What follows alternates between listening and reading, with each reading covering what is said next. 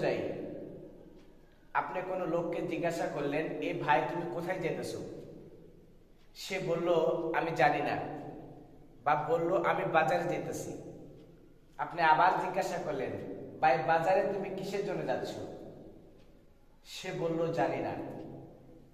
তাহলে দুনিয়ার নিয়ম অনুযায়ী আমরা তাকে পাগল বলবো, কারণ সে যে কাজটা করতে যাচ্ছে বাজারে, সে কাজের কোনো উদ্দেশ্য নাই, কোনো কিছুর উদ্দেশ্য নাই।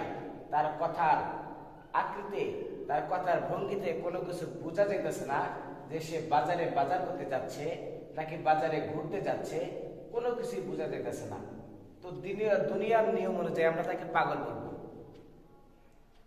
ঠিক তেমনি ভাবে আল্লাহ পাক রব্বুল আলামিন এত বড় আসমানকে সৃষ্টি করছেন, এত বড় জমিনকে সৃষ্টি করছেন, এত সুন্দর সুন্দর পাহাড় পর্বত গাছপালা সৃষ্টি করছেন, কত সুন্দর নিয়ামত দিয়েছেন।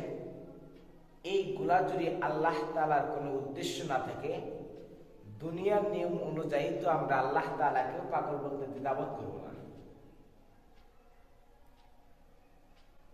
কিছু কিছু মানুষ ভাবে দুনিয়ার ভিতরে খাওয়া দাওয়া, বড় বড় অট্টালিকা তৈরি করা, এইগুলোই মেন উদ্দেশ্য। না, এটা দুনিয়ার মেন উদ্দেশ্য হতে পারে না।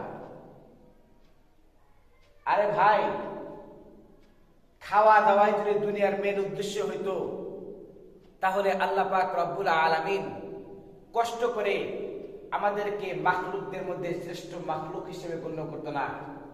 কারণ খাওয়া দাওয়াই যদি মেন উদ্দেশ্য হইতো, তাহলে আল্লাহ পাক রব্বুল আলামিন গরু, ছাগল, ভেড়া ইত্যাদি এইগুলাকে আল্লাহ তাআলা শ্রেষ্ঠ মাখলুক হিসেবে উপাধি দিত। এবার আপনাদের মধ্যে কেউ বলবেন যে হুজুর,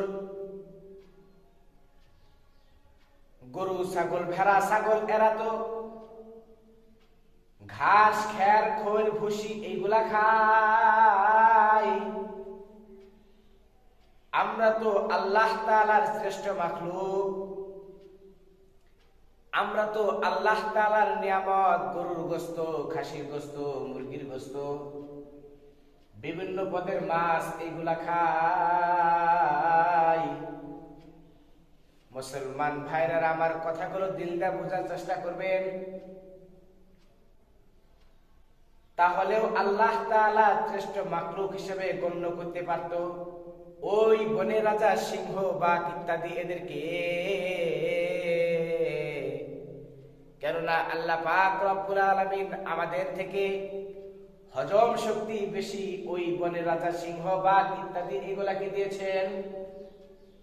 তারা ইচ্ছা করলে মানুষের থেকে বেশি মাছ, গোশত, মাছ এগুলা খাইতে পারে।